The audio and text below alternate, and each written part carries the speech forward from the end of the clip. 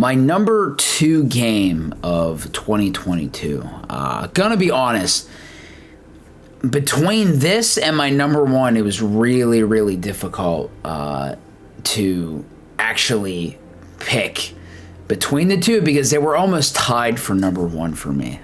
But at the end of the day, my number 2 game this year is God of War Ragnarok. God of War Ragnarok is just everything from God of War 2018, but better. Like, literally everything is better in this game. I feel like I can't even go back to God of War 2018 and play that game, even though that game is amazing, after playing Ragnarok, because like the combat just feels so much better. You know, all the things that you can do with your weapons that you have, it just feels better. The world is so much bigger because now you can actually go to all 9 realms instead of only being limited to like 5 out of 9 of them, like in the last game. I can't remember how many you had access to in the last game. The characters and the character interactions and relationships are better and deeper than the last game. And this game did indeed make me cry, which, you know, if a game makes me cry, it's a really, really good game in my book. I like to compare God of War 2018 and God of War Ragnarok 2, at least for me, and I don't know how many people know or have played these games, but if you guys have ever played like the Shadow of games, like Shadow of Mordor and Shadow of War, they're like Lord of the Rings games. I like to describe it like, you know, Shadow of Mordor was like, felt like the beta to Shadow of War. In Shadow of War, they just did everything. They literally just improved on everything that was wrong with the last game. I kind of feel the same way with like Doom 2016 and Doom Eternal, you know, like Doom 2016 was awesome, but Doom Eternal I feel like did so many things so much better, and that game ended up being more fun. Now I can't really go back to Doom 2016 or go back to Shadow of Mordor. I feel the same way with God of War Ragnarok and God of War 2018, where this game just did everything better. It improved on everything, and the last game was amazing. I mean, like, whenever I feel like the God of War, when I'm actually engaging with enemies, it's a good game, man. Like, I actually feel like Kratos. I actually feel like all my attacks are leaving some kind of impact. Like, I actually feel powerful when I'm fighting. It feels good to fight. It's never like a chore. It never feels weird. It's always fun. And the combo opportunities between the axe and all the abilities with the axe, the blades and all the abilities of the blades, and the spear, like, dude, the combos are crazy, and whenever you pull them off, they're insanely satisfying to pull off, and it feels really, really, really good. Like, just comboing in this game and switching between weapons and utilizing your runics and everything, it feels good whenever you get like a really, really good combo. Oh my gosh. It has been some of the most fun I've ever had engaging with enemies in a video game in a very long time. You know I talked about Stranger of Paradise earlier in this series and how fun that was and how that was super fun, but like this game, I mean, oh my gosh, like all I want to do is just fight enemies in this game. That's all I want to do, and I would not get bored. Of course, the game looks absolutely stunning. I mean, there's no debate there. I really, really, really enjoyed the character interactions in this game. There was a lot of really nice and touching moments between, you know, certain characters, and of course for me, Kratos is the highlight. But there's something about this game where, you know, the relationships between the characters just feel so real and so much deeper. And when you get to those moments where there is like a really, really touching scene between two characters, you know, like you feel heavily immersed into that moment. Like there wasn't ever a moment in the cutscenes or in the story where I felt like it broke the immersion. Like, I was always just fully invested in everything that was happening. You know, some things are more crazier than others, and you know, there are some moments that definitely stand out more than others, but I feel like every character kind of has some kind of moment in this game, and that was really cool to me, you know, because I really like all of these characters, you know. And I know we were just talking about gameplay. I completely forgot to mention that you get to play as Atreus in this game, which was one of the biggest surprises to me. And not that you just get to play as Atreus, but they actually made him fun.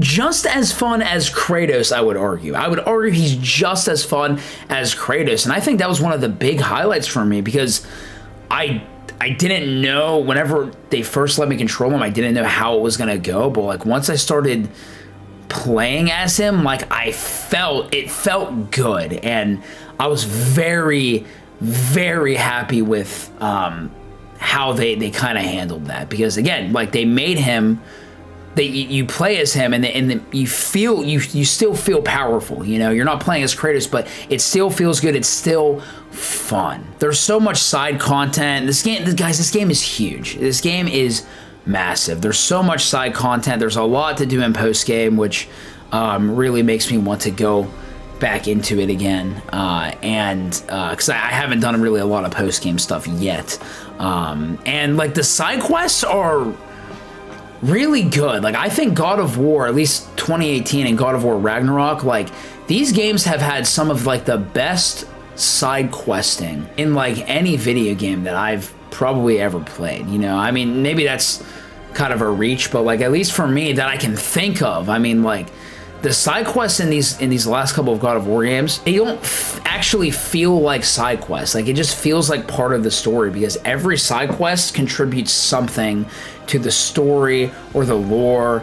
You know, there's usually some kind of scene that plays out during these quests. You learn, I know during one really crazy line of side quests in Vanaheim, you actually learn, and, you know, spoilers ahead in case, you know, you want to play the game and you haven't yet. I might be talking about some spoilers in this.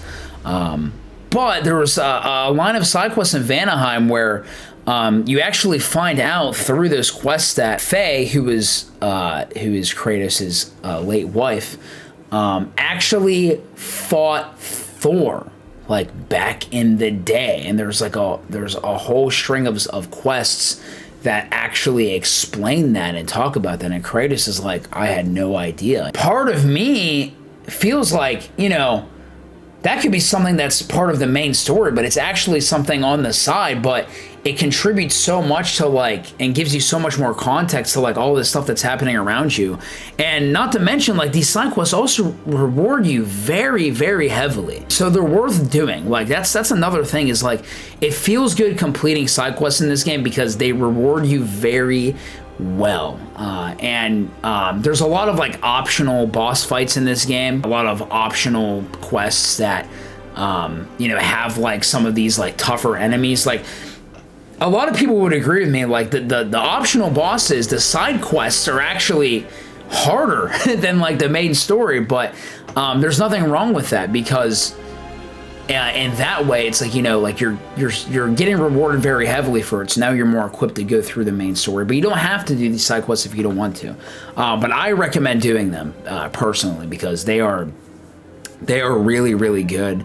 And I've never felt like doing any of the side quests was a chore in this game. Aside from combat and just from the game just feeling amazing and it looking amazing, and, you know, like, all this stuff. I mean, the story was also really amazing.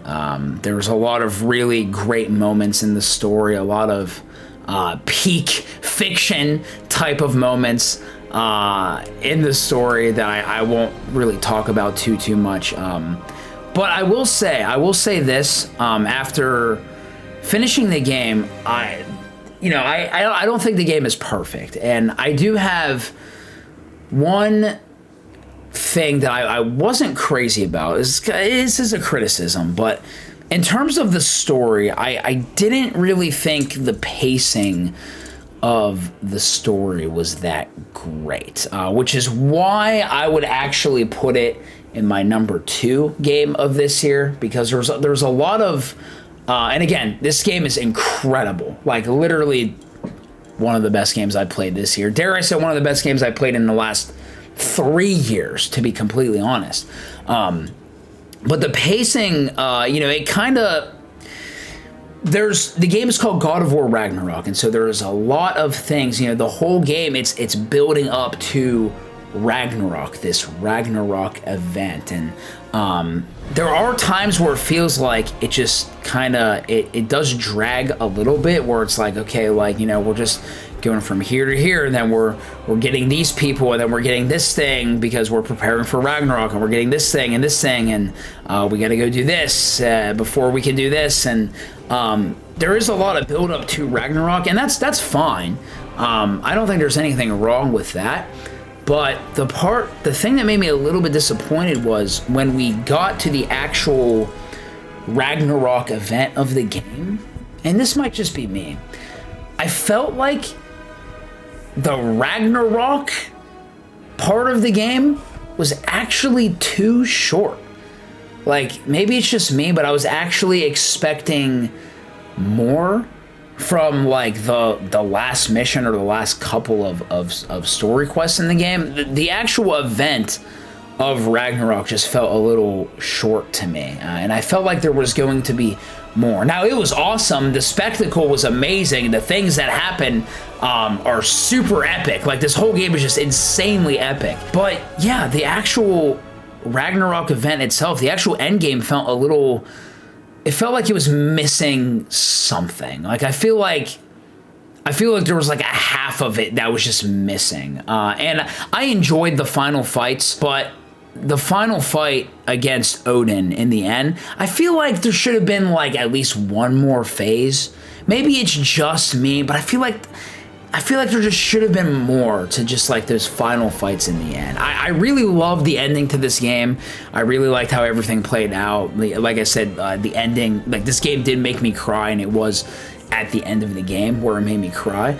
But yeah, I think that was just the only thing I was really kind of just like disappointed in. I kind of just expected more from the ending in terms of the climactic event of the game. Not that I didn't enjoy it. I absolutely loved it, but it felt like it was just missing something. I know I said I felt like the final fights could have, had a little something more to them, but I really enjoyed all the boss fights in this game. There wasn't really a boss fight that I thought was not good. I still think my favorite fight in the game is the very first Thor fight, just because of the spectacle of it. And I loved the Garm fight. Oh my gosh, you're just fighting a giant like hellhound, right? Like this dog from Helheim, and it's just so sick. The boss fights did not disappoint. Outside of maybe me wanting a little bit more from the last couple of final boss fights in the game, they were really amazing. There were a lot of amazing payoffs in this game. There were a lot of really good twists in this game. It is a very satisfying story overall, and the game is very satisfying to play overall, especially if you're a God of War fan, especially if you've played God of War 2018. I highly recommend Ragnarok. I do personally like Ragnarok more than God of War 2018. I think the only thing I liked maybe a little bit more in 2018 was the simplicity of the story, because again, like Ragnarok, I felt like the pacing was rough, but it was because there was so much that had to happen in this game. So I get how it would be challenging to, make a story flow as well as it did in the last game. Because in the last game, the story is incredibly simple, but I feel like because it was so simple, it was more effective that way. But again, like this game was like everything about this game. Like I definitely prefer this game more than the last game out of two amazing God of War games. Definitely want to try to platinum this game. I usually don't have time to platinum games anymore, but this is a game where it's just so fun to play that I feel like I need to just do everything that I can in this game because of how fun it is and because I want to actually continue to play more of it. I probably forgot to talk about some stuff. I can't really remember. But yeah, God of War Ragnarok 100% is one of the best games I've played in the last couple of years and definitely my number 2 game of 2022.